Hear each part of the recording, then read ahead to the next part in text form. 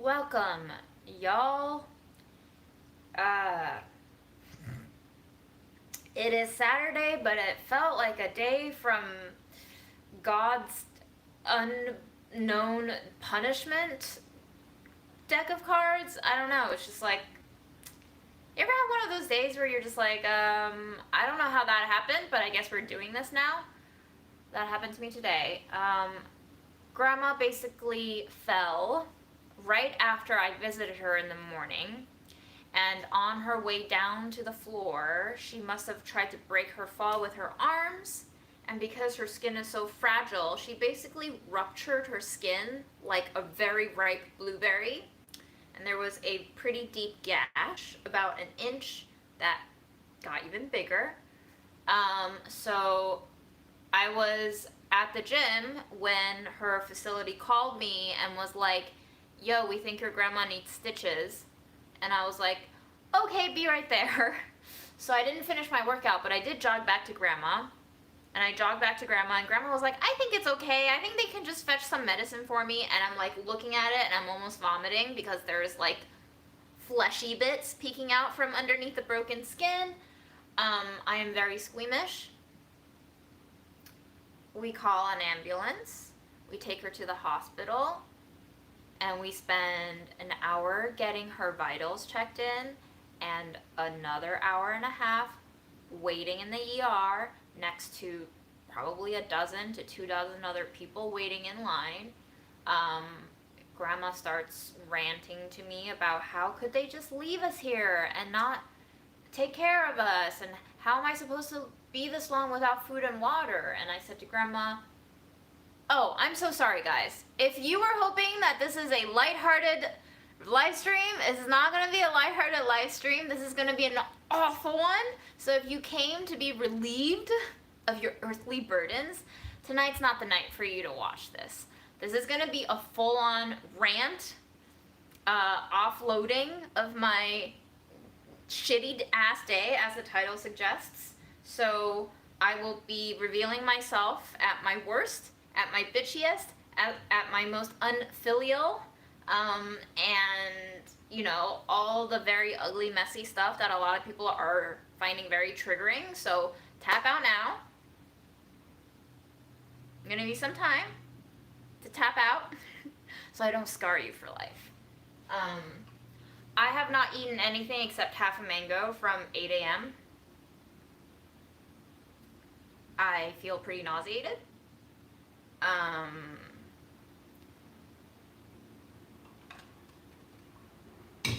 Grandma's complaining to me about food and water, and I say to Grandma, I can go grab your food and water, because I too did not have any idea how long this was going to take, and I was not prepared. I was just like, okay, let's go. I grabbed her diapers when I left. I grabbed her clothes that she wanted me to grab. I grabbed some wet wipes just in case she shat herself, which she has done before. But I did not bring food or water because I was not thinking that far ahead. But I told her, I can go get you food and water, but I'll be gone for half an hour. So if you're okay with me being gone for half an hour, and I checked in with the nurses, and I was like, yo, it would be great if you could give me like a timeline of when she might be seen, because I don't want to be off getting her food and water if she's going to be wheeled into an x-ray, and I'm not there, and she's freaking out, and then everybody has a hard-ass time.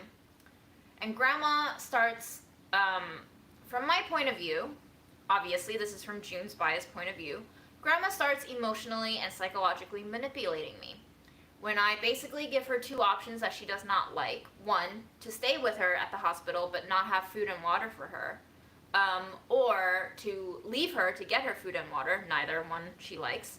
She will then turn the concern on me and refocus it not as a serving Grandma thing, but as a serving June thing. So when I said, I can grab you food and water, Grandma, but I'm going to have to leave you, she was like, I'm okay. What about you? I'm worried that you're going to be here for so long without food and water. And I'm like, don't worry about me. I'm fine. I can do this. But you let me know if you need anything, okay? And she goes, mm-hmm. And so I leave her alone. And then lo and behold, half an hour later, she's freaking out again. And I'm just like trying to calm her down. and trying to get her to stop harassing me, because I also don't know when things are going to happen, and the nurses also don't know when things are going to happen. And still at this point, about 2.5 hours into the ER, she has not been seen by a doctor yet, and the doctor is the one who sets the chain of events into motion, because the doctor has to kind of gauge where she's at in order to say, here's what we need to do for her. I start my breakdown. I basically lose my temper, and I start yelling at her, and I tell her that she needs to wait and be patient and behave herself, and she needs to really just be quiet now, because I'm gonna lose my fucking mind if she doesn't. And I lose my fucking mind, and I yell at her, and then I'm like, okay, this is a hospital in a packed ER room, so I'm gonna go shut up, and I'm gonna go sob in the corner. So I went to a corner, and I just went to sob in the corner. And the nurses are really concerned at this point, because they've seen me shout at her. Obviously not great behavior, I do not recommend, but you know, I have a limit. So they're like concerned, and they ask me, you know, how did grandma fall? What's her injury like? What time did the fall happen? What time did she get here? How long has she been waiting in this ER room? And I give them all of the details, and I'm like, listen, a nurse told me that she might need an x-ray and a CT scan just to see if she had any head trauma when she fell, but I don't think that's a good idea, because grandma's already acting up, and I know it's only going to get worse from here, so I think the best course of action for all of us involved is to get someone to stitch her up, and we can check out of this hospital so that she does not ruin everyone's day. And at this point, they were like, let me get you a doctor. And 10, 15 minutes later, a doctor came by to check up on her, and I reiterated the same course of action to the doctor. I was like, listen, I know the protocol is to take an x-ray of her arm to see if she fractured anything, but I think she's fine, and she's also starting to really be a problem here behaviorally, and I think if we wait 6 to 8 hours, which was the original quote of how long it was going to take for me to solve everything, at least 6 to 8 hours in the ER, I think we're all going to lose our mind. And the doctor was like, yes, I understand. And at this point, as I'm trying to talk to the doctor, grandma was like interrupting to get the doctor's attention, and she was like, how can you not give me water? And I was like, okay. I asked the doctor, can she have a cup of water? So the doctor is like, of course, and he runs and gets her a cup of water. She drinks some of the water, and she's still concerned, and she's like, I can't be here for that long. And I'm like, grandma, just fucking shut up. I didn't say fucking shut up, because I don't even know what the translation for fucking is in that sense in Chinese, but I told her to shut up because I need to talk to the doctor. And he was like, great. And then he sent over a PA who was like listening to me describe this all over again, and he was like, I understand, I can get her stitched up. And I'm like, so fucking thank you. Amazing. And he went to grab his stuff, and then within 20 minutes, bam, we were sewing grandma up. In the beginning, when he was getting his tools ready to like clean her skin and everything and prep for the little tiny sewing, grandma does this thing, which she's done many times before, but like, I can see that grandma's very aggressive and annoyed right now. She takes her water, mostly undrunk at this point. It's a tiny little kind of solo cup. She drank maybe a third of it, and she just like dumps the rest of the water out onto the ground. And she does that when she's annoyed and she doesn't want it in her face anymore. And the PA's like very surprised. He was like, whoa, why did she do that? And I was like, listen, that's what grandma does. I'm really sorry. But this is also why I'm like, we need to get her out of here ASAP. Like, she's gonna cause more trouble. He administers anesthesia. She doesn't feel anything. We're sewing her up. I take some photos so that I can Skype it to Uncle to keep him updated on the whole thing. And she's done. And the PA says, I'm gonna call for an ambulance now, but it might take a while. And of course, at this point, we've been in the ER for about 3.5 hours. We got there around 11:30. She was finished sewed up at like 2:40-ish, maybe. And we call for an ambulance, and the ambulance is quoted to take up to 3 hours to arrive.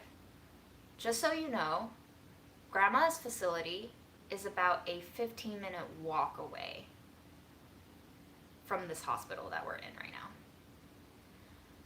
It's quoted to take up to 3 hours, and it does take 3 hours. It takes 2 hours and 55 minutes to arrive. When the two guys arrive, they were like, we got sent to the 7th floor. We weren't told she was in the ER. I was like, great, can we just go, please? I'm so glad you're here. They take a fucking extra half hour to input everything that happened to Grandma, including what her condition was, what her medication prescription was, the tetanus shot that she got during her stay, everything by hand into a little tiny 10-inch, like Toshiba-esque laptop. It's like a brick, okay, with a touch screen that is non-responsive 2/3 of the time that you tap on it. This guy is typing with one finger that entire 5 to 6 page report into this tiny little software after they've arrived. So it takes us 3.5 hours after the completion of Grandma's little surgery to get her out of the hospital. And at this point, I'm just burnt out.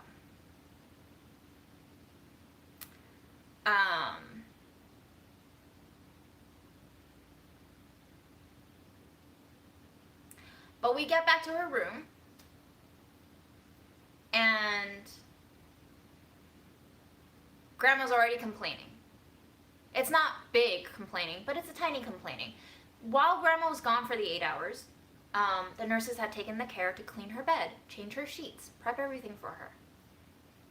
Her first comment when she arrives back is, oh, they took everything off my bed.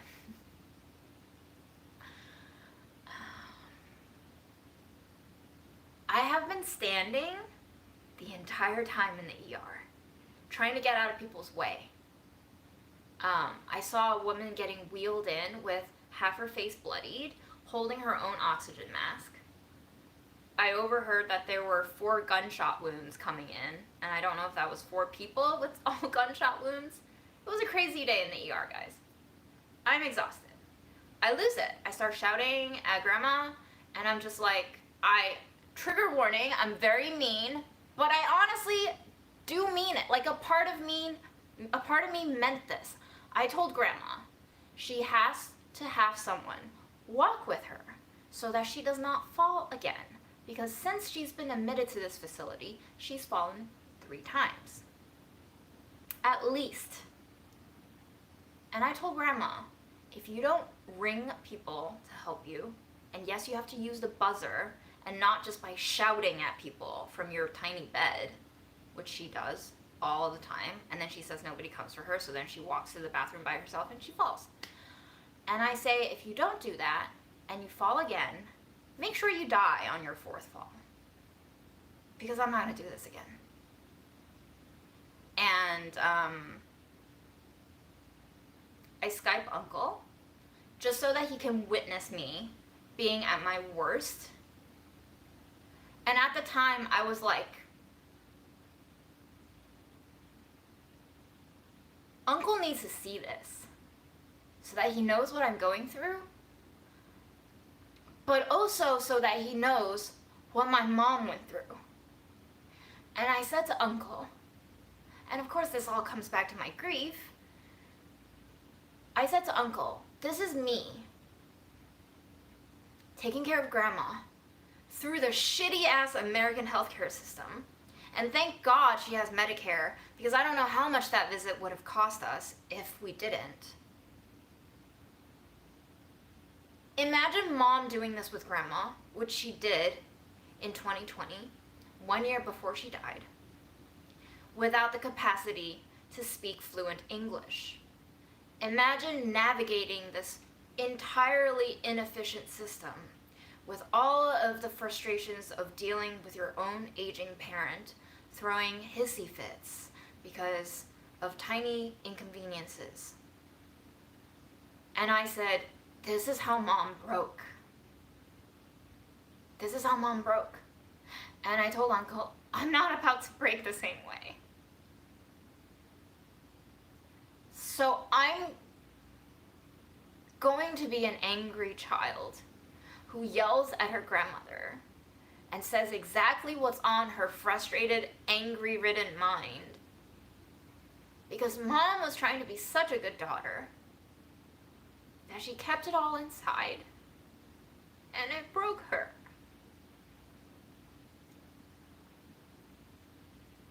And I'm not gonna allow that to happen to me.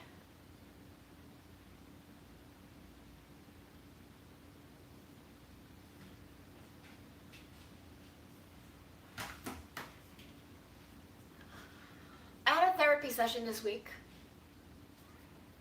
My therapist introduced this Freudian term to me. Identification to the lost object. I haven't looked it up yet, but basically he gave me that term when I started talking about all the ways in which I have been finding myself doing things with the mindset that I'm doing it for Mom. Not in terms of like, I'm gonna do this so that Mom can be proud of me, but in a way where I'm like making a decision and carrying through with an action and doing something in my own life because I think Mom should have done this, or Mom deserved to do this. And so I think more often than not, I know a large part of this is irrational anger, grief, bitchiness, whatever you want to call it. It's not pretty behavior, but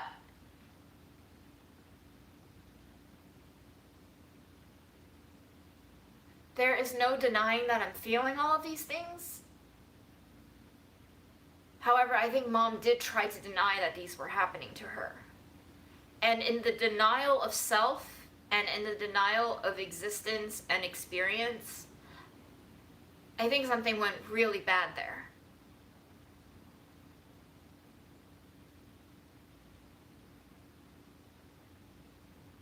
How do we allow ourselves to be bad?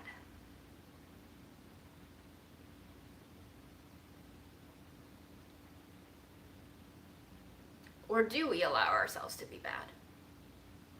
Is it in fact healthy to be bad? All I know is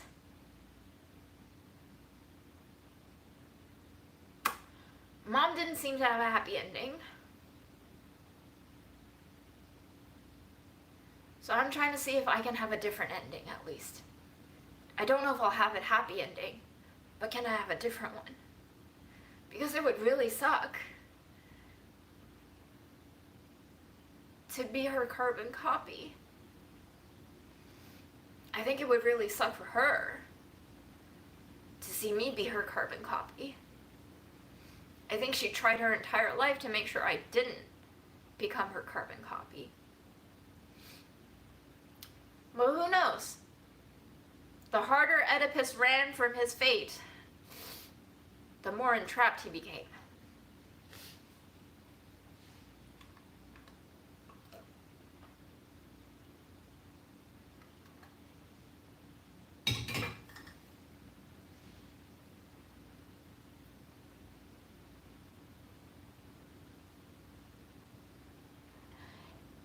I think it's very natural for people to be like, what the fuck, June? I can't believe you said that shit to your grandma. And I don't feel like I should have, and I don't feel like that's the person that I want to be. But unfortunately, in terms of meeting myself where I am, that is the person that I am. There is no denying that I blame Grandma for Mom's untimely demise. And I think I carry it, and I harbor it, and I know the right thing to do is to let it go, because it would be healthier for everyone. But I can't, because I see Grandma every day, and it reminds me every day of what Mom went through. And it almost feels like this strange punishment for me to have to pick up where Mom left off. And I said to Aaron the other day, I'm like, I tell my American friends that I see my grandma every day, and they're like, you see your grandma every day? And they're surprised. They're like, I can't believe you do this every day. And I was like, yeah, I do this every day. But from a Chinese perspective, I'm not doing enough. Like, technically, grandma should be home with me, right? How cruel of a offspring I am to stick her in a facility. At what point do we become good enough? At what point do we say that's all I can do right now?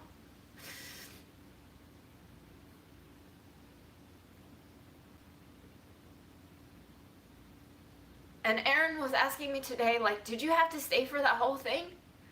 Like, could you have just left the ER if you wanted to, if you had to, for your own sake? And I was like, yeah, I guess I could have. Like, you know, technically I'm her medical proxy, but if I left, I left, you know?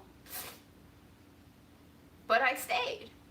And I knew that I would. But in knowing that I would stay through this shitty thing, I have to draw my own boundaries somewhere. 2 hours in, I put my headphones in and I started listening to music just to keep myself sane. There was the noise of the ER, you know, people moaning, people coughing. There was this lady who was just coughing her lungs up and not wearing a mask. And thank goodness, like 10 minutes later, a nurse was like, you have to put this mask on.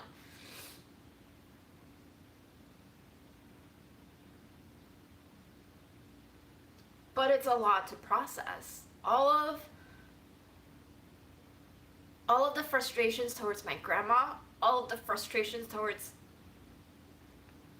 the way my mom died, in terms of digesting the grief still, all of the frustrations towards American healthcare system and its inadequacies and inefficiencies and just nonsense, all of my frustrations towards myself, of who I couldn't be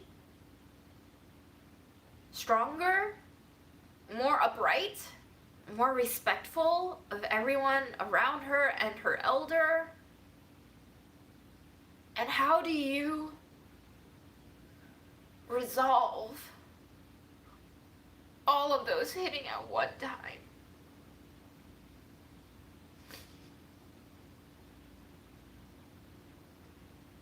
And so I'm saying all of this out now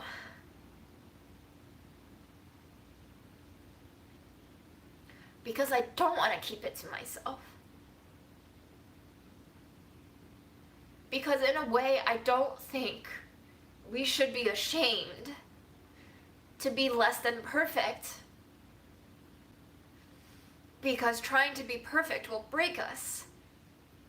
And trying to be perfect will make us hate ourselves and blame ourselves for things that are way out of our control. And we need to allow ourselves to be immoral sometimes, because let's face it, morality is only applied selectively.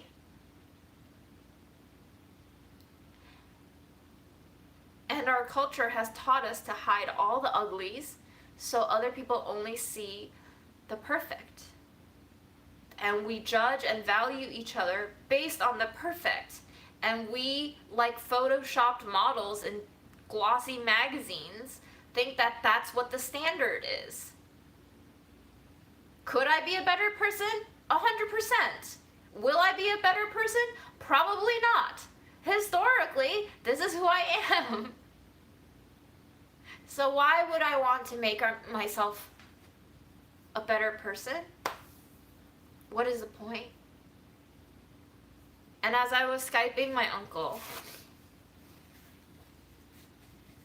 my aunt was saying, like, she's faced all of these frustrations before, too, when they were taking care of Grandma in Beijing. And Grandma would have these nasty episodes where she would, like, be so upset, she would start cursing at people. And I was like, you know what? Like, Grandma has cursed at people here when she hasn't gotten her way, when she's frustrated and angry. And thank God, nobody speaks Chinese. Because imagine how much face I would lose and how embarrassed I would be if other people just heard my grandmother going, like, son of a bitch, or even worse, whatever the fuck my grandma said when she was angry. And of course, as I was Skyping uncle and aunt when we were back in the rehab center, and I was rehashing all of these details, grandma would chime in periodically and be like, when did I say that? I didn't say that. I didn't yell at you. And I was just like, Grandma, I see through you.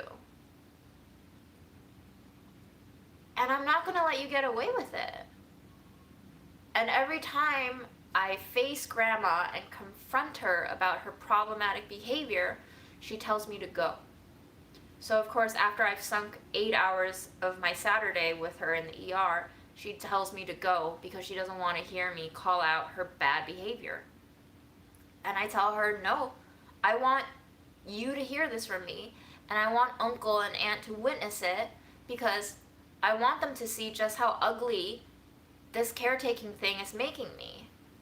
And I want them to see exactly how you're behaving, because I think Mom didn't let them see it, and they're not getting the full story of why Mom broke the way she broke. After yelling and complaining about not having food and water, the first thing I do for Grandma is pour her some hot water for her to drink, and then 10 minutes later, the facility brings her a tray of dinner, which is again a lasagna of some sort, and Grandma looks at it and she's angry because I'm calling her out for her behavior and it's not food that she likes, so she rejects the whole plate of food. I tell her to eat the ice cream and she reluctantly starts spooning tiny bites of ice cream into her mouth. So at least there's that. But she sends the rest of the tray away. There's bread, there's pasta, there's veggies. Is Grandma hungry? Probably. Not hungry enough to eat it though. Not hungry enough to overcome her ego. And Grandma says, you shouldn't yell at me because I'm old. Like, I'm old. And I was like, Grandma, I know you're fucking old. I know you're old. But I also know that you did this to me, and you behaved in such a way, and you made life harder for me. And you need to understand that you made life harder for me. Because Grandma loves to say things like, you have to take care of yourself, you have to stay safe, because you're the only one who can take care of me now. And I'm like, yeah, And I told her when we were in the ER, like, if you want me to have an easier time, can you please be quiet right now? And she did not do that for me. So,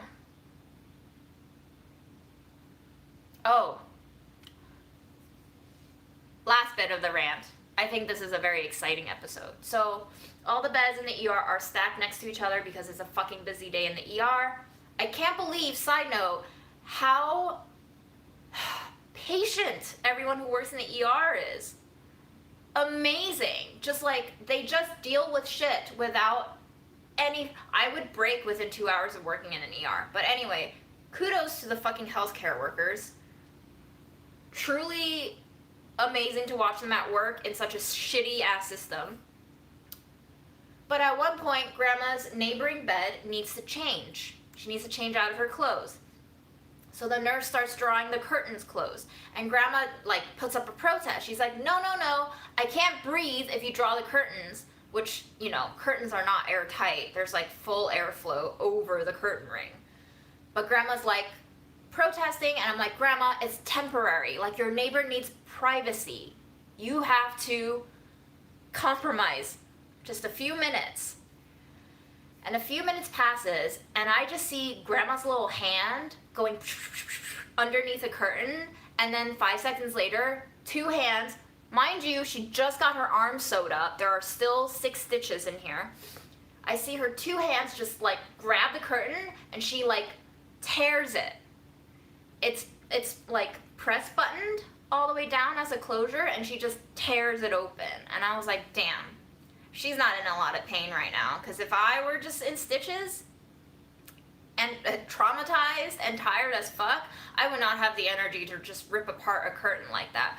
But Grandma's sturdy, and in witnessing how sturdy Grandma is, I know that she can handle my verbal rebuttals and abuse. Not to say, again, the disclaimer is verbal abuse is never right. However, I just know that she's not the weak, old person she always proposes herself to be in times of my criticism. Grandma is 94 for a reason. And I said to Uncle, this is living proof of how to live to 94. You have to exhibit all of these behaviors in order to survive to this age. I'm not holding it against Grandma. These are all behaviors that she's built up through her past traumas, her war times, her whatevers, in order for her to survive.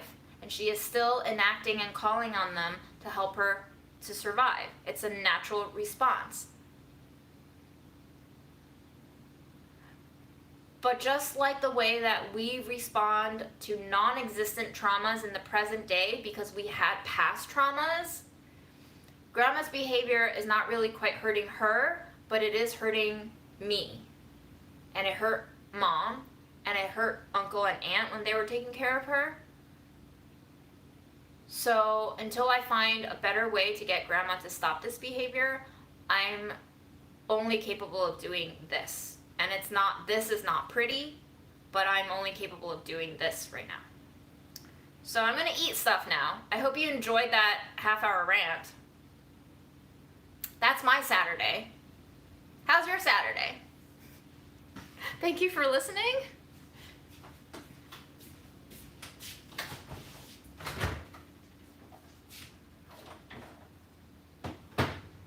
Oh, good God.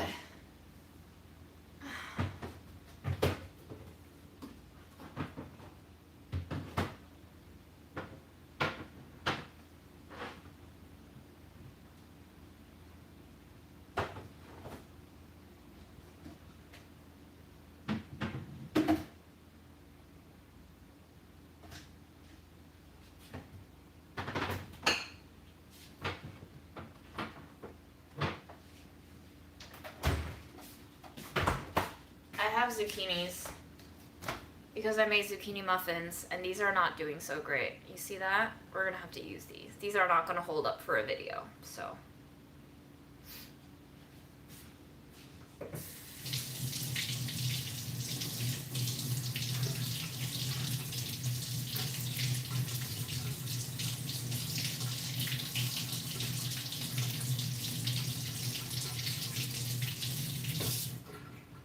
If anybody wrote me any comments that you want me to see because I was not really reading the comments for that entire half hour, I'm sorry. You can feel free to retype it. I'll try to glance over now. Tag me in orange if you want.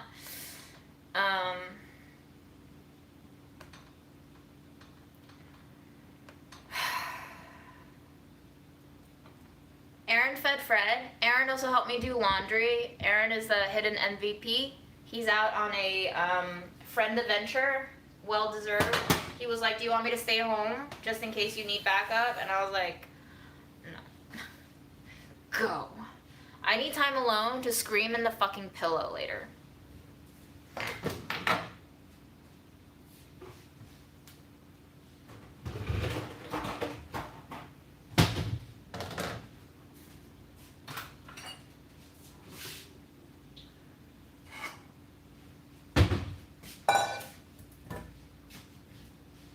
Thank you for your support.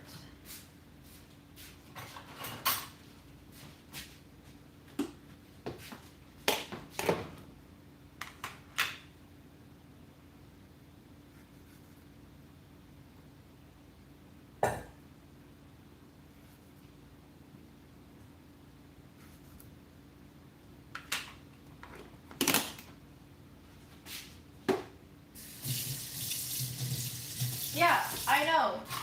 I totally understand that Grandma's not capable of change. Mom made the mistake of thinking that she was. I'm aware that Grandma cannot change.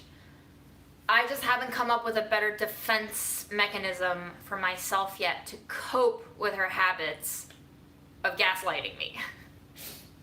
So, all I'm saying is until I find a way to cope better with grandma's behavior and my dynamic with her and my very convoluted guilt slash hatred towards what happened to mom and taking care of grandma, you know, maybe that'll be my next therapy topic.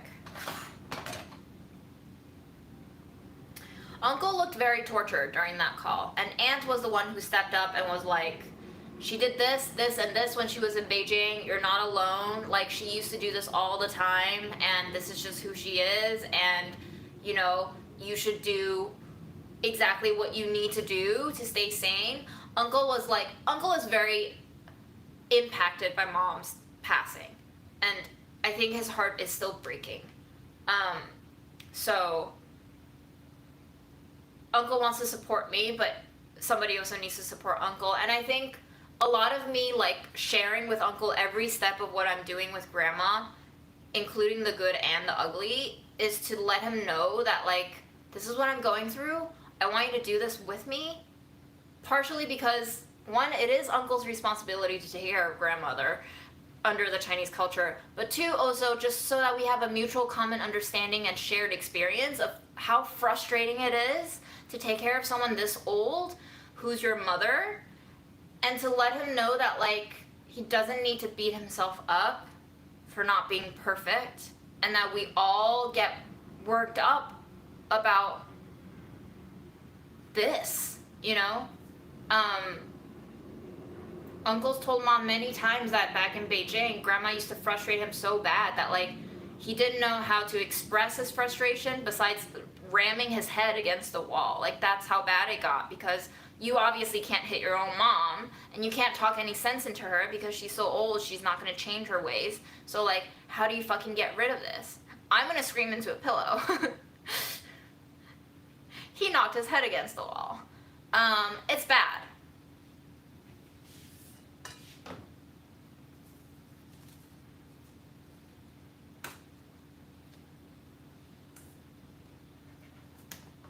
And grandma was like, if you're gonna yell at me, I don't want you to visit me anymore. Like, you shouldn't come. And I was like, do you mean that? Do you mean that? And I got closer to her face every time I asked her, do you mean that? You don't want me to come ever again? She loves to threaten me. She loves to threaten me.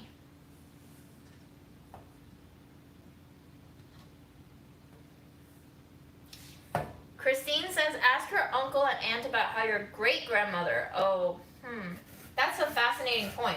I don't know if they know, actually, but interesting. Getting very, psyche on that.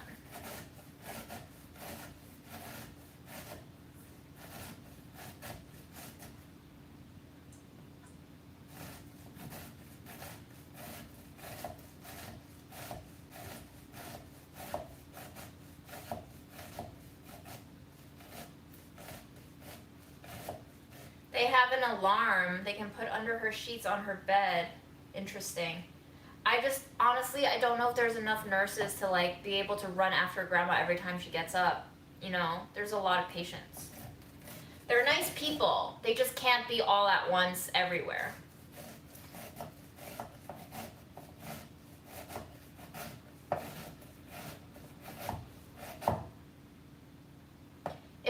Here's the thing, guys, if I don't go every single day, yeah, it might show grandma up, but it's a lose-lose situation for me because she's gonna end up calling me through the nurses by misbehaving or acting out in some way. I've tried to visit less before. This, unfortunately, has been the best streak so far, is to visit her every day, have her Skype uncle every day, so that she has some interaction. Like, at the end of the day, y'all, at the end of the day, every one of us just wants love, attention, and care, and to not feel lonely. Honestly, I don't want to punish my grandmother, who's fucking 94 years old and just lost her daughter, with alienation and isolation. She's already alone there, 23 hours of the day, every day. I don't think it would make me feel good to skip the visits. So for all the reasons and for the selfish reason, I'm going to continue visiting her every day if I can. Because in my heart, I think that's the right thing to do.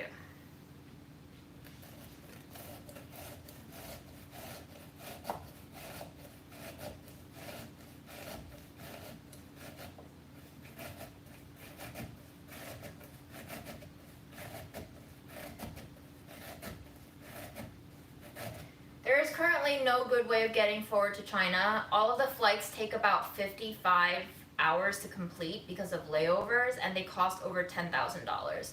My friend actually just looked into tickets to China, and they're only going to Shanghai. It is expensive, it is bureaucratic, it is confusing, it is way too long of a trip to have so many obstacles in the way for a 94-year-old person.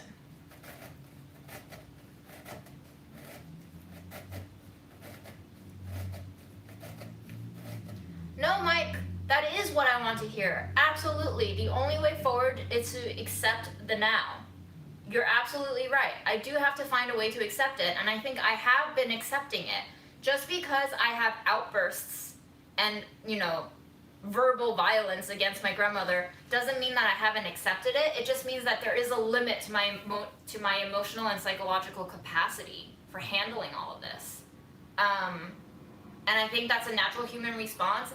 And I do feel bad about it. Like, I'm not trying to be a heartless person who wishes her grandmother to die.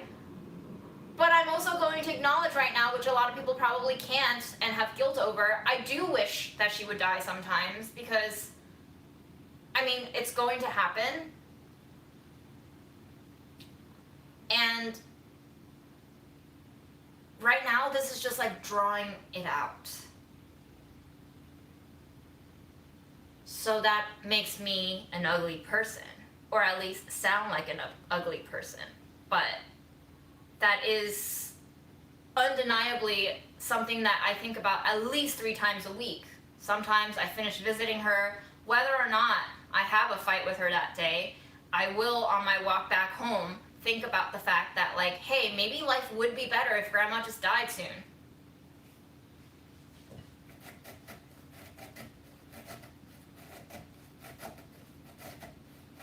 I definitely do not think it would be a wise thing to transfer Grandma anywhere. And in fact, one of the things that added to my stressor today was beds at these facilities are in such high demand. The nurse, who is an absolute angel, she had her day off today and she got called in once Grandma had an accident, and she was the one who called me on her personal cell phone, which is like obviously a last resort for all of these people because nobody wants patients to have their own phone numbers. But she called me to notify Grandma because she knew that I wanted to be there for Grandma. And she was like, you have to tell the hospital to get her back ASAP because if Grandma doesn't come back by the end of the night, we might not be able to hold this bed for her. So I don't think transferring Grandma is a good idea. And Grandma's finally settled in.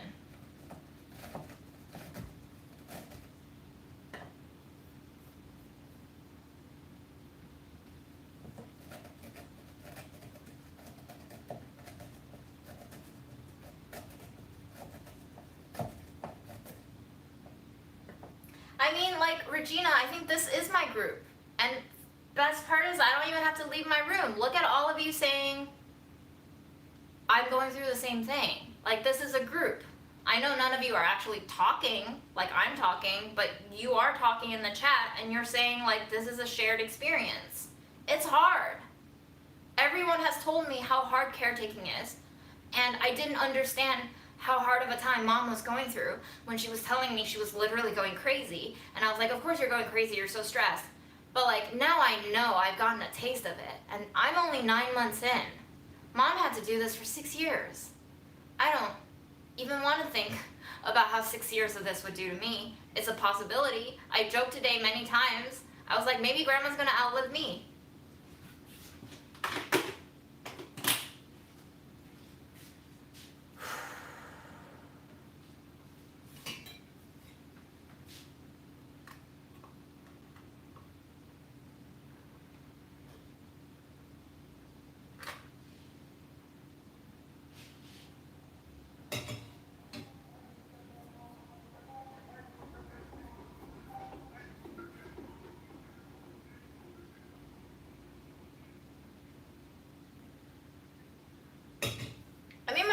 wrote me a very nice message.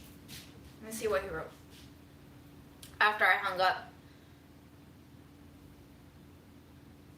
He says, you can't really get angry with Grandma because real anger will anger you to death. And he says, give Grandma a while and she'll be okay. Afterwards, whatever you want to say to her, just say it. Don't worry about how she feels about it. At the end of the day, you have to not let your own heart be unhappy because you are still young, so you cannot.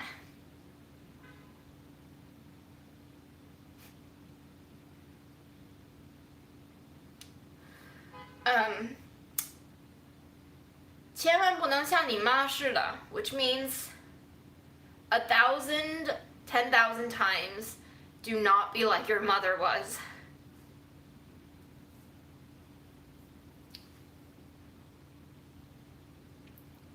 He says Grandma is just like this. She doesn't understand common sense. She thinks just because her age is bigger than others, they have to all acquiesce to her. Everybody who takes care of her is taken for granted. There's nothing we can do about it. Sometimes Grandma is just very selfish and doesn't really take into consideration other people's feelings. So we cannot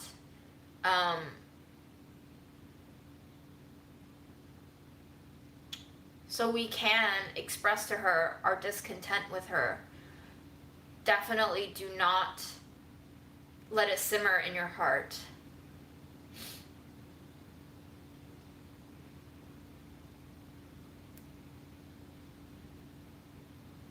He says if you do, in the long term, you will become sick.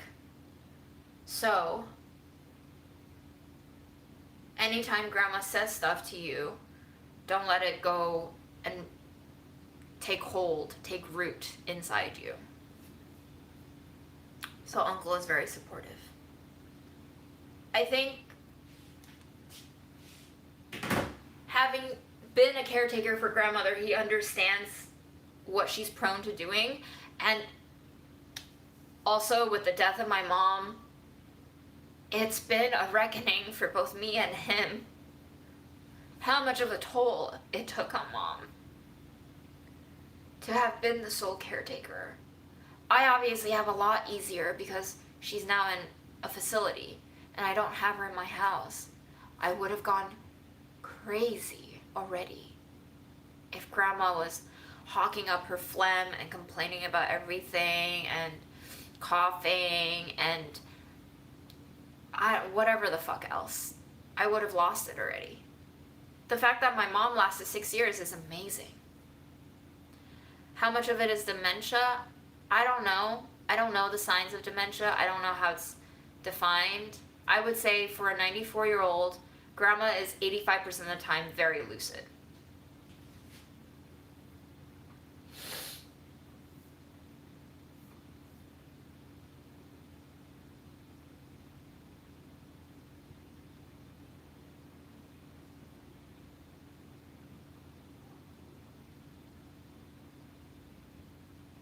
I'm very thankful that my relatives are so understanding, and I think it must be very hard for my uncle to witness me having to take on the burden of caring for Grandma because he probably feels like it should be him doing this. I have no problem doing this. I honestly think that if we stay in New York, given the amount of care that Grandma's had so far, it's probably a better living quality for Grandma to stay here than for her to go back to Beijing. The only thing is, psychologically, Grandma wants to go back home, and Beijing is home. She wants to see her son in the flesh because he's still her son. But realistically speaking, and I understand we cannot detach the psychology from the reality of our lived experiences. However, I think just in terms of physical provisions, New York is a better choice. Psychologically, obviously, Beijing will be great, but once grandma returns back to Beijing, it's like game over for my uncle. Like, he will 100% try to take her back home and care for her on his own again, and then pretty soon enough, we'll have uncle bashing his head into the wall again. So I have calculated all of this. I do think it is the best option available to all of us, given the mental health of me and uncle and aunt, for grandma to stay here. And considering that it does involve a lot of physical risk to take grandma back to China on a 50-plus-hour flight trip, going back to China is not an option right now. And it's not, even if it were a practical option, it's not the best option for those of us who are still younger than grandma. If we were to prioritize younger people over older people, I think just for our quality of life, this is the best case scenario so far. Grandma, in her mind, thinks Beijing is home and thinks that going home is the best case scenario. And for her, psychologically speaking, that is her top wish, and we should respect it. However, if I were to be practical, it's not a good option. It will destroy uncle, I think.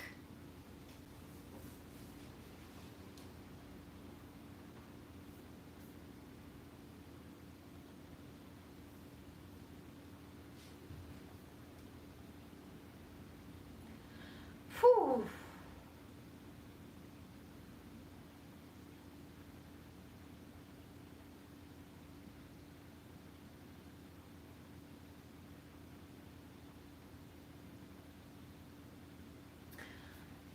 Diva Gonzo says, she's no happier than you are about her situation. You know that. She needs you to know that. Tell her you love her and are so sorry you can't give her what she wants and needs. I have told her that. And I have forced myself to make it a habit to say I love you to her every time I say goodbye to her. Sometimes I truly mean it. Sometimes I don't. But I think in doing it every day, it counts for something.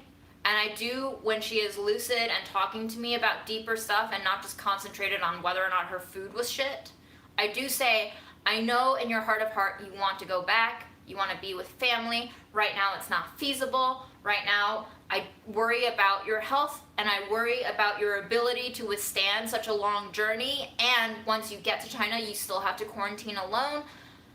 Given all of that, I don't think this is a valid option. And I've explained that to her many times. I've explained that to her alone. I've explained that to her with uncle on Skype. I have expressed all of my I have been very transparent with my grandma. Most people treating a 94-year-old, especially from a Chinese background, I don't think would talk so directly with their parents in this way. But I have. I have even approached her about the subject of death, about what she would like me to do with her once she dies. I know that she wants to be buried in China with my grandfather. So at least I have discussed this with her, you know? And in becoming her medical proxy, I've had some very straightforward conversations about when do you want to be saved? When do you not want to be saved? So all of those things we have laid out in front of us. I have a roadmap for myself. And I think I have a sixth sense about what grandmother would prefer. And I think she also knows that while she does want to go back to China, China is also not perfect. So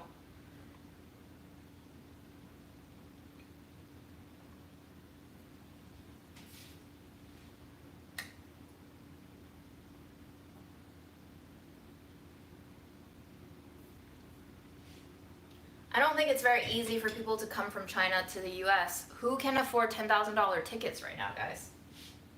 I mean, yes, I can technically afford it. Is it worth it? Uncle doesn't want to live in New York. So what is Uncle going to do? Come to New York and take grandma back? That still involves her going through a 55-hour journey in the air.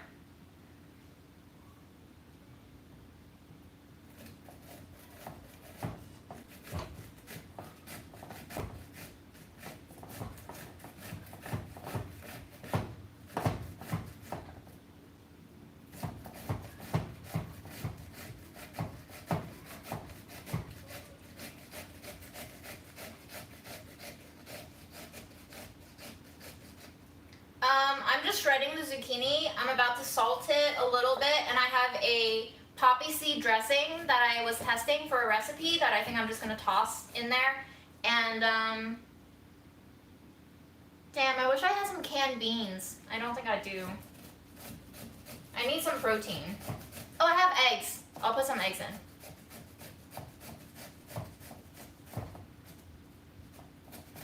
Noreen, I don't think it's fiscally and practically smart right now to travel internationally from China just for a visit. Grandma's gonna want to go back. Like, that's her end goal. Honestly, I have Uncle on Skype every day, and Grandma, I think, is getting sick of seeing Uncle on Skype. Not getting sick of him, but like, she doesn't treat it as something special anymore. She just wants to know if he's doing well, and then once she sees that he's alive and not sick, she's fine.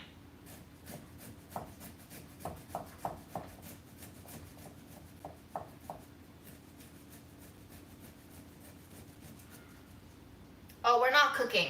There's no heat going on today, guys. It's way too hot for heat.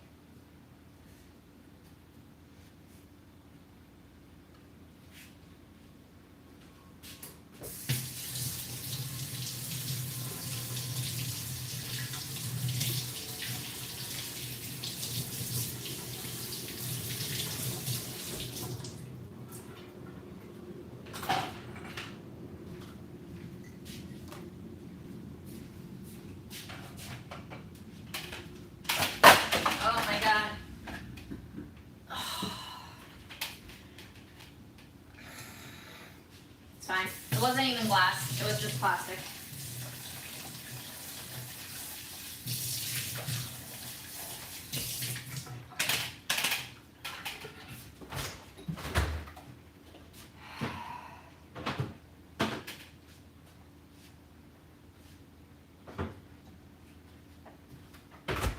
So I have a tomato jam that is delicious. If you want the recipe, you can just search tomato jam delish. It's a recipe by Lena. It's a little bit sweet, a little bit rosemary, and a little bit spicy.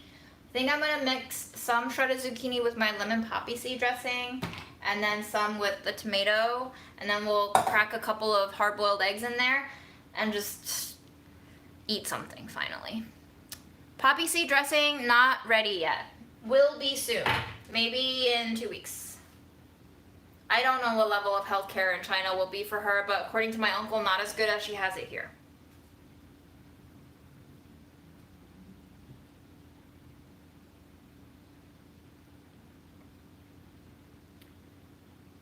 Grandma doesn't have any friends per se, but my mom's coworkers come to see her sometimes. She loves to call anyone who comes to see her her family. Sometimes she'll say, I don't have anyone but you. You are my family. And I'm literally standing 5 feet away, and I'm just like chopped liver to Grandma in that moment.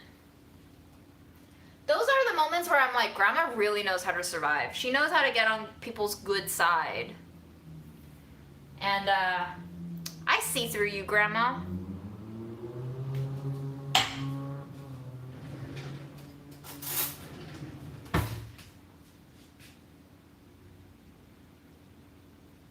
Fred is great. Fred is in the living room.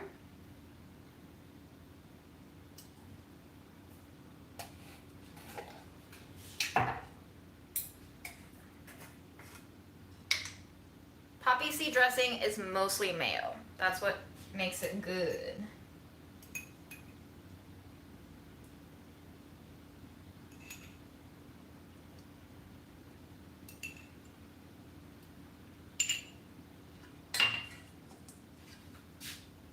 You can't see anything. The lighting is shit. Sorry, guys. I'm gonna put a little bit of pepper in here.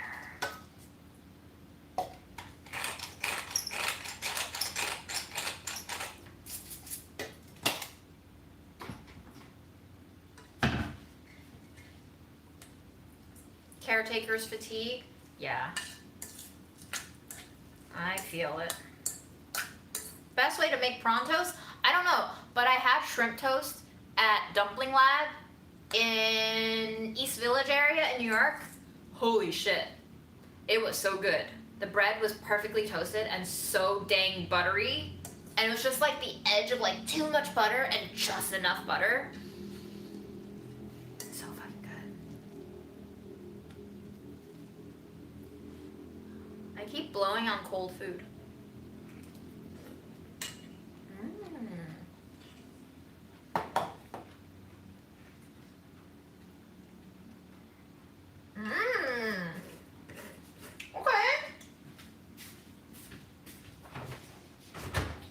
That's good.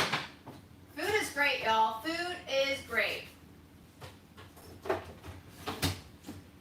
Let's eat some eggs and pop a little bit of blue cheese.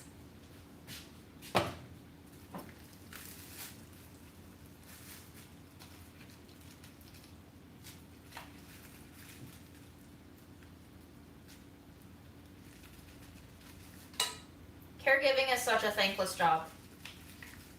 Somebody said that to me in response to like one of my Instagram story posts before mom passed away, and I read it, and I actually had like a Zoom meeting with my mom one time, and I told her about all of those Instagram responses, and I was like, Mom, I know you're having a really hard time with grandma. Like, all of these strangers wrote into me telling me how thankless of a job it is, and I know it's really hard for you. So you need to take time for yourself. God fucking damn it. Like, if I had known she was gonna fucking die within half a year of me saying that.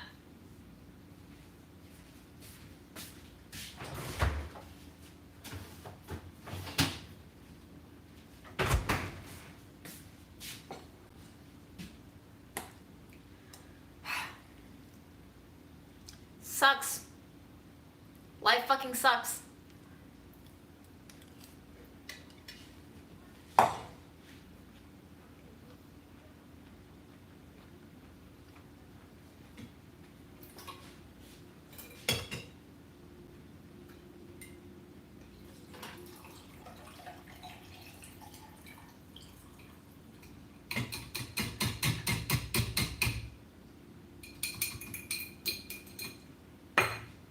I was supposed to hang out with my friend today. Didn't happen. Not a big deal. I'm gonna go try to see him tomorrow. Let's fucking hope Grandma doesn't fall again tomorrow.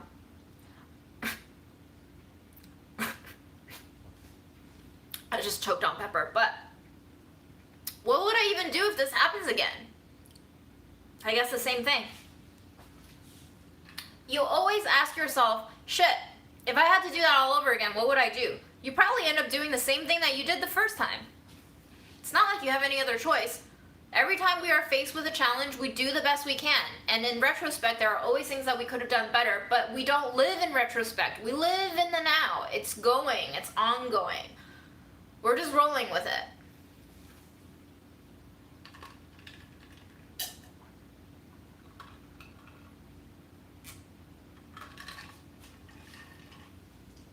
I don't know if Grandma is a narcissist, and I don't care to diagnose a 94-year-old, but I'm finding ways to deal with it.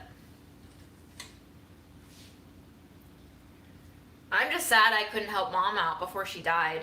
Like, that is possibly my biggest regret in life. I never used to have regrets, but now I do. Oh, fuck.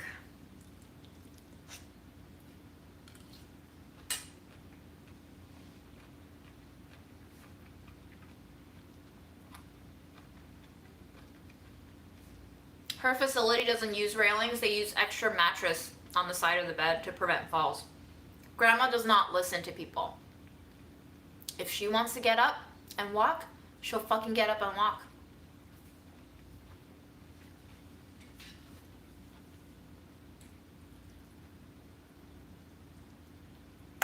That's the problem. That's what my uncle meant when he said grandma doesn't have common sense. You can talk so many times about what grandma should and shouldn't do, and she'll even nod on her good days, but she won't follow through with it. So we just have to deal with the aftermath. That's it.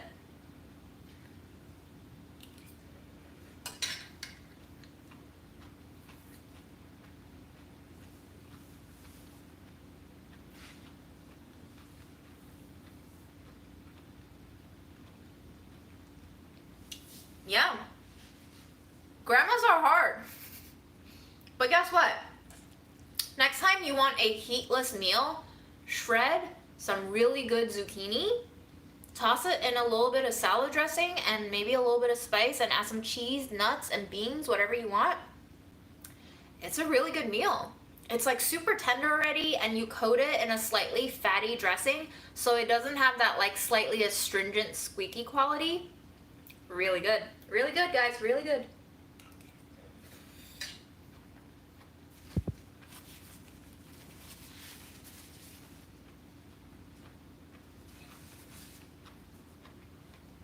A 5-pound zucchini, that's intense. You can make zucchini bread, zucchini salad, and ratatouille. Just split it up. You don't have to make one thing with a 5-pound zucchini, just treat it as 5 zucchinis that all grew together.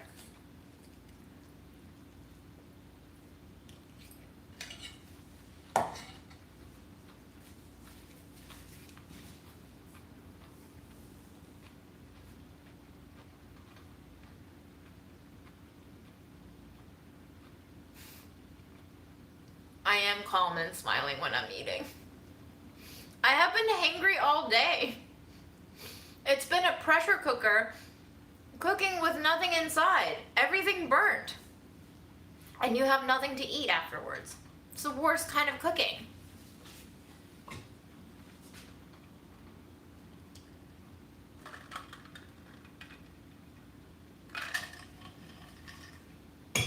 I know grandma's actions can't, or rather, grandma's actions shouldn't cost me my face, but my reaction to grandma's actions caused me to lose face directly.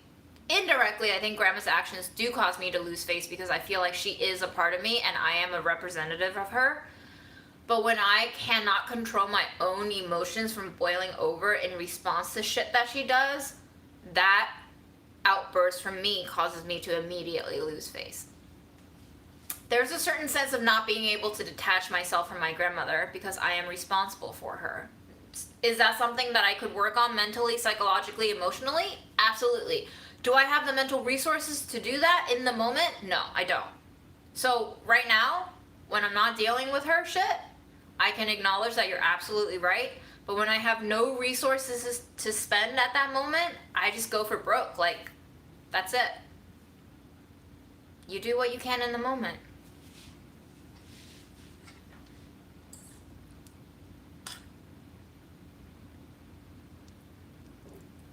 Listen, if she keeps doing this, one day she's gonna fall and hurt herself so bad that it's gonna lead to death, right?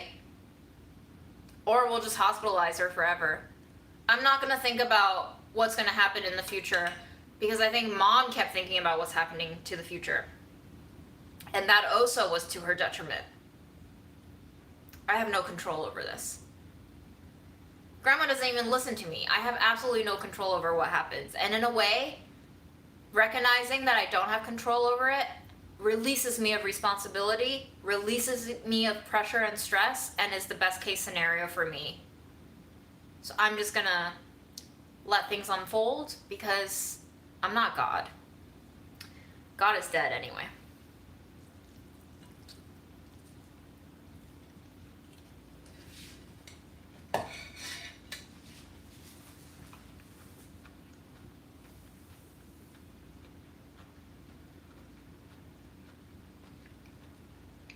Dollopism, you're absolutely right.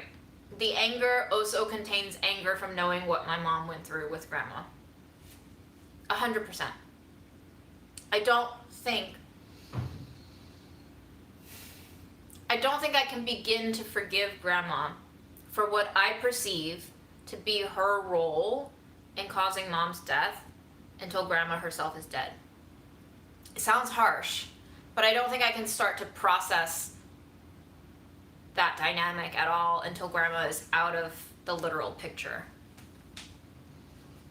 And of course, tying into what I perceive to be grandma's role in mom's death is also what I perceive to be my role in mom's death, because I am not without sin leading up to mom's death. We all have a little bit of the guilt pie here. So it is much easier for me to project my own guilt also onto grandma and offload it onto her.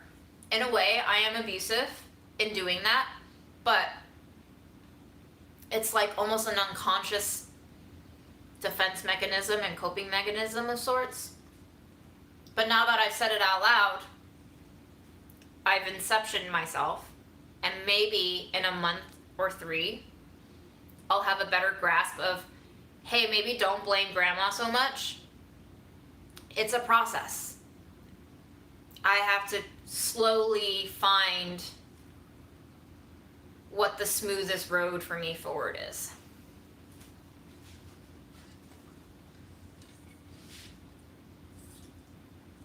Grandma was initially hospitalized with a UTI. That's how she was like sick on Mom's birthday, and then had to go to the ER, and then we got hospitalized, got antibiotics, and landed her in the facility that she is now. It's possible. UTIs happen when she's not kept clean, and when she doesn't drink enough water, and sometimes she doesn't drink enough water because she doesn't want to bother with like peeing so much, but she claims that she's drinking enough water, so who knows.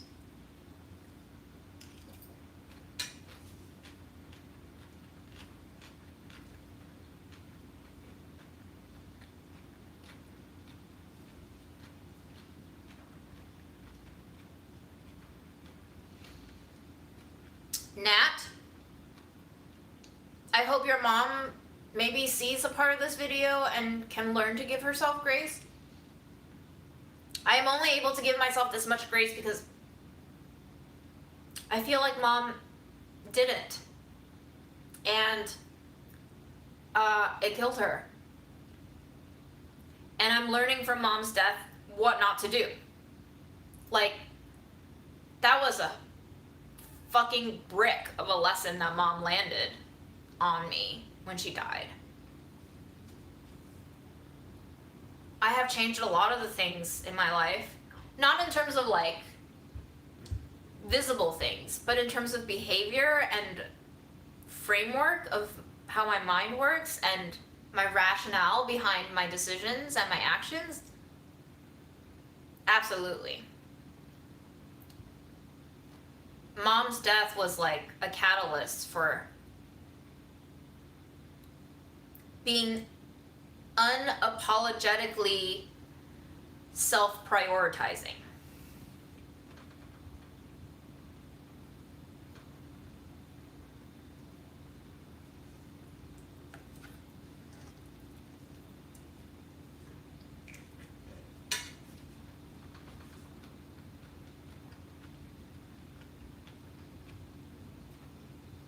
I mean, Grandma was basically like a second mom to me when I was still in China. She took good care of me. And Uncle and Mom both said Grandma never used to be this way. It got worse when she got old, you know? All of these behaviors really just started getting worse as she aged.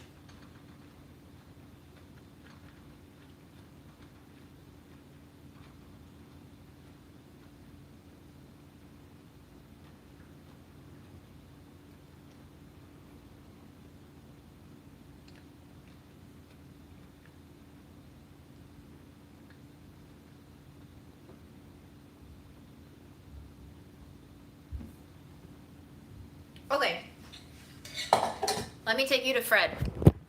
Since holy shit, we have 400 people tonight. See? Y'all have drama. Y'all have so much drama. I have to turn on the light, and now we don't have OK Google, so let me turn on the light first. Otherwise, you will be in the dark.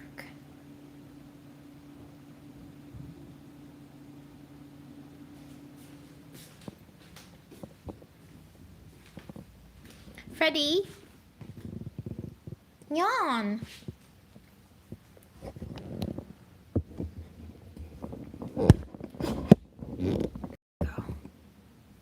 There's the boy.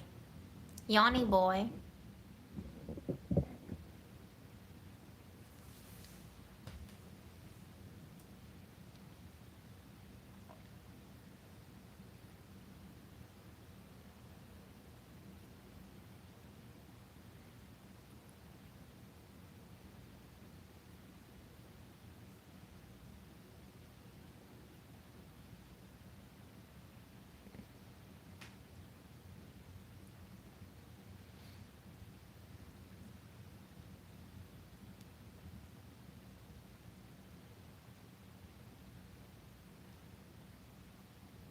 Mm. So the vet said that Fred's teeth don't look great. Reminder that he only has 3 remaining teeth. But because he is so old, he's 11-ish, and he's got FIV positive diagnosis and all of that, it's going to be an elective procedure because he might not be a good candidate to go under anesthesia. So I think we're just going to ride out his teeth for as long as we can. He is also doing pretty well in all other criteria except kidney function. He seems to have some sort of dilute urine, so it might just be due to age. So we've been trying to feed him more water. We've been powdering his treats and mixing it with water, and sometimes he likes to drink more water when it has treat bits in them. Yeah. Yum, yum, yum.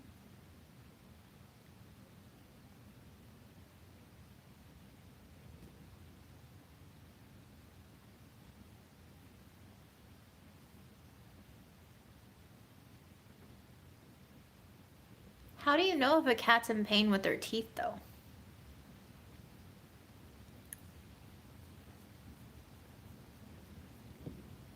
Look at these toe beans. Look at the toe beans.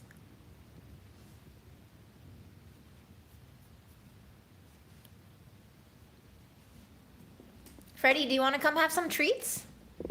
Come.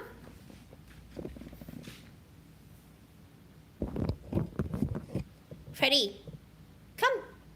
Treats. You want some treats? No? Okay. I need to eat more, so I'm coming back. Sorry for your limited time with Fred. But I can give him some treat water. Basically, a tablespoon or 2 of tap water. And we pulverized his treats. And I just sprinkle a little bit. Like that. And there he is. Treat water, Freddie.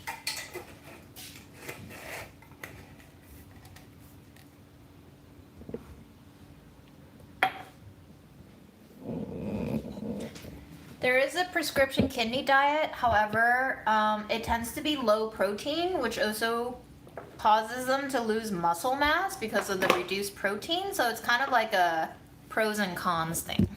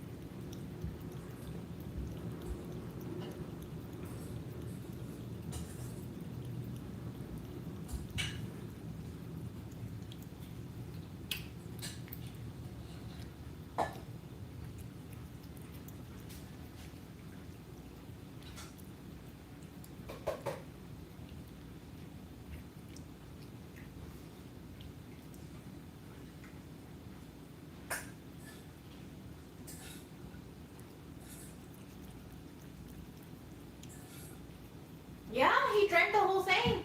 That was like 2 tablespoons of water at least.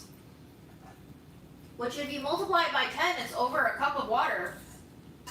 And I'm like 10 times his size, so.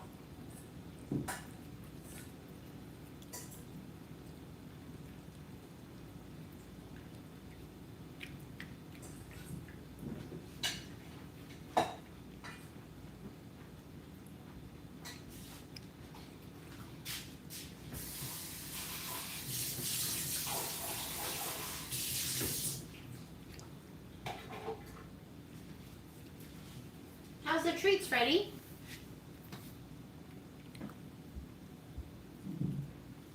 Oh yeah, vitamin check. Thank you. I didn't take my vitamins and I didn't see much sun today because I was stuck all day in the basement of a hospital. So, taking my D now. Thank you.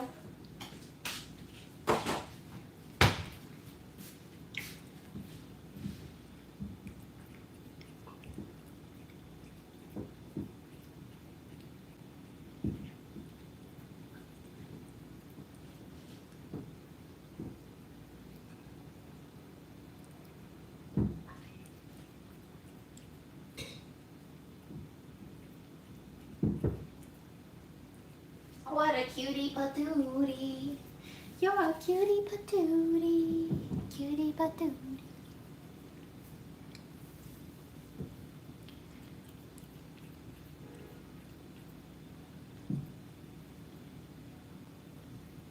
Did you have did you have a little good snack drink? Good cocktail? Good cocktail? Alright. Oh, still going. Here's the tomato jam.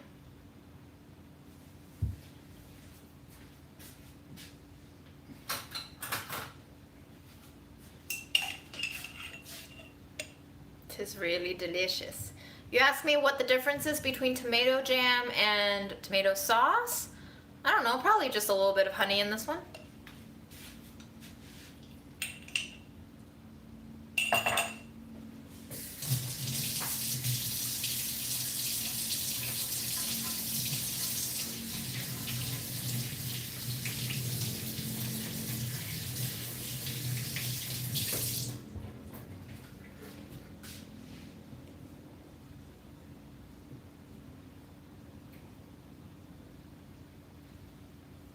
Now he's licking himself out there.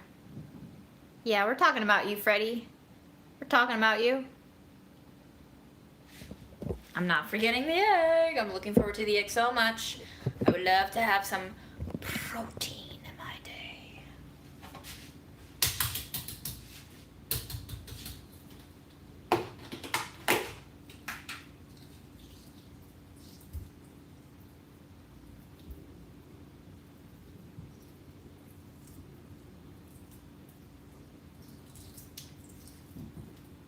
Bye, Janice. Good luck with your Zook.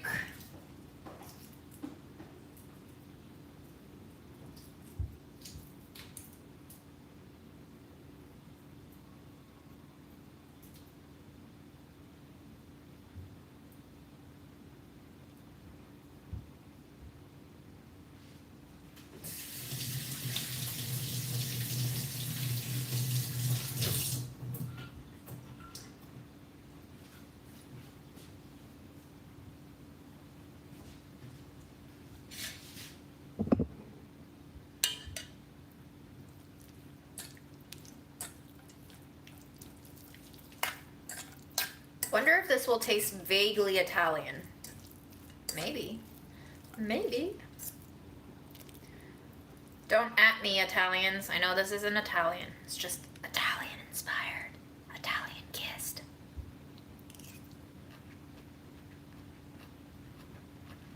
Mmm. Yum. Okay, let's break the egg.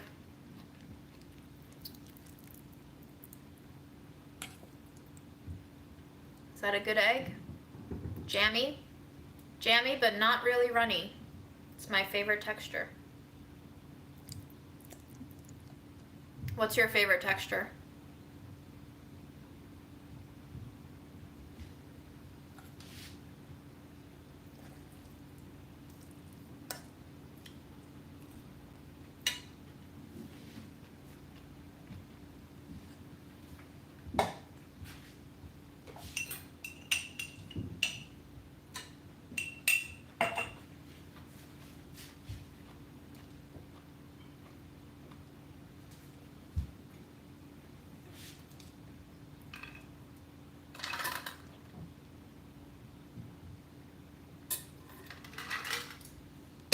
Wow, I love jammy as a food term. Why don't you like jammy as a food term? You must explain this to me.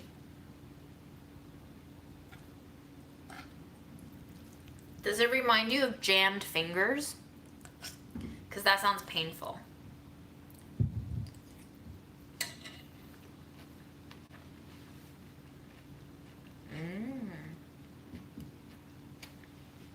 I feel like an egg that tastes like peanut butter texture is wrong.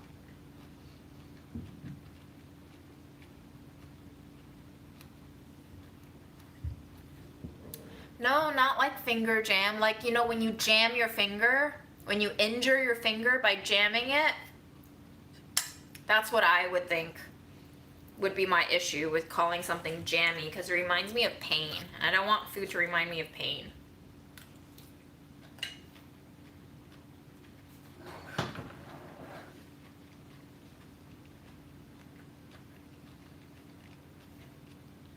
I don't like egg salad as much as I like tuna salad. All right, guys. Macaroni salad, tuna salad, egg salad, chicken salad, and potato salad. You can only choose one. Which one do you choose? Again, macaroni, egg, chicken, tuna, potato. Ooh, chicken salad.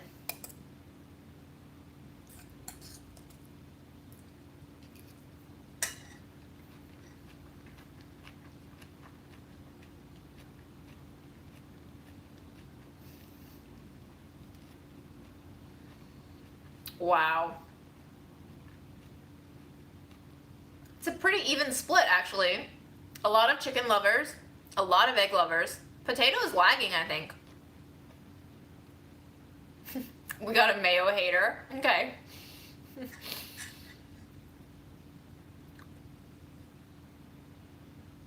Yeah, no macaroni salad. It's too mushy.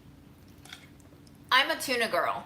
I'm a tuna salad girl. I love my potato salad, but tuna salad, I ate it for a whole year in high school. So I have fond tuna salad associations.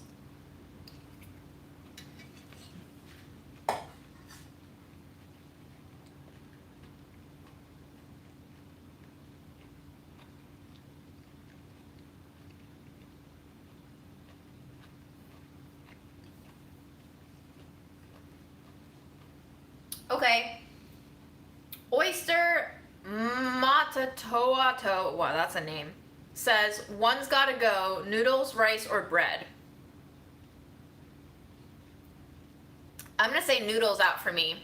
I need my rice and my bread, because rice is so versatile. I can lose the noodles. It's gonna be a big loss. Noodles are delicious, but if I had to get rid of noodles, rice, or bread, I would get rid of noodles. This is a much harder one.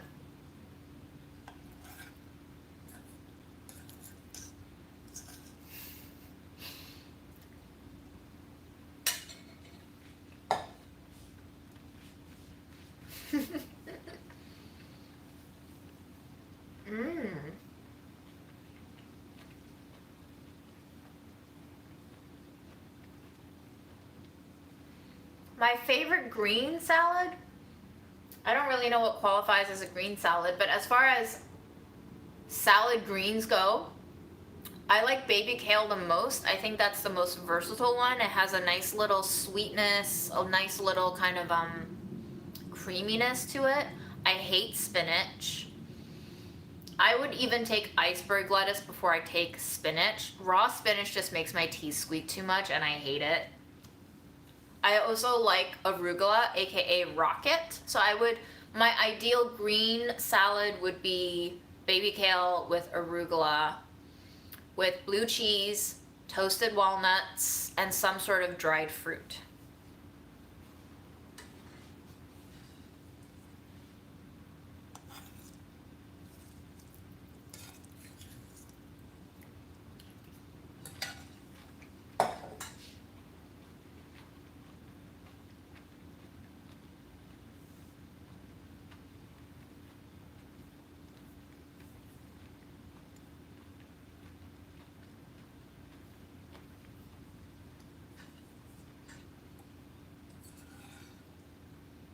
lettuce shortages in Australia. Oh shit. Damn. What's going on with the supply chain these days? I guess our supply chain is still fucked up, huh? Maybe more than ever these days.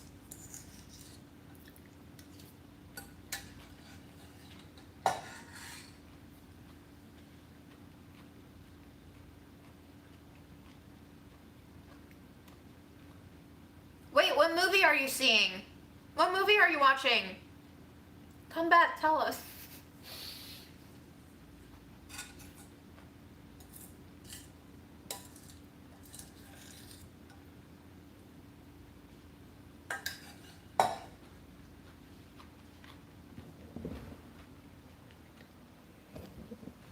That sounds like an old movie. I don't think I've seen that one. Enjoy! The only 3-hour movie I've ever finished and liked is Magnolia. That's also one of my few Tom Cruise movies that I like. I think Tom Cruise is perfectly cast in Magnolia.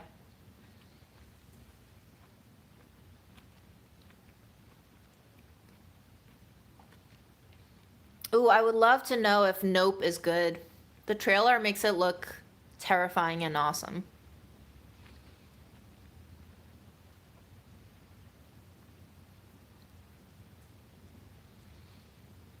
Guys, I think I'm going to tap out too. Thank you so much for joining. It's been a long ass day for me. I'm just going to go chill and eat peanut butter in my bed. I was thinking about editing a mom video, but I think I deserve to not. I'm too tired for that shit. Isn't that right, Freddy? Yeah. Yeah, snort. Snort. Remember to prioritize yourself. Everything that you said to me, make sure you apply to your own life too, okay? Promise? Because mom did that shit where she told me to do things and then she never did it herself and then she died. Don't be mom. Be Fred. Be Fred.